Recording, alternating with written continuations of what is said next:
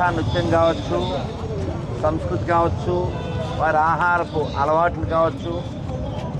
ఈ ప్రాంతం ఇది అరకు లేదు మరో గిరిజన ప్రాంతం.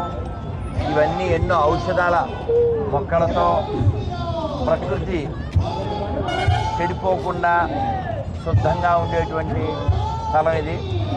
నగరాల నుంచి వచ్చినటువంటి వాళ్ళు ఇక్కడ ఉండేటువంటి ప్రకృతిని పాడు చేయకుండా ఉంటే వాళ్ళు వచ్చినా పర్లేదు, ఇక్కడ సచ్చినా పర్లేదు. కానీ ఇక్కడ ప్రకృతిని పాడు చేసేవాడు ఇక్కడ ప్రకృతిలోనే కలిసిపోతాడు. ఈ ప్రకృతిని నిలబెట్టేవాడు ఈ ప్రకృతిలో నిలిచిపోతాడు. కాబట్టి గిరిజనుల యొక్క సంస్కృతిని, ఆచారాన్ని పాడు చేసే ఎటువంటి విదేశీ వికృత మతాలు ఇక్కడ జొరబడకుండా, ఆ దరిద్రం అంటకుండా మనం ఈ ప్రాంతాలను కాపాడుకోవాలి. హిందూగా ఉన్నంతసేపు మాత్రమే ప్రకృతిలో, ప్రాణుల్లో పరమాత్మను చూస్తాడు. ఒక్కసారి ఆడు పరమతాల్లోకి వెళ్తే పరమాత్మను చూడ్డాడు.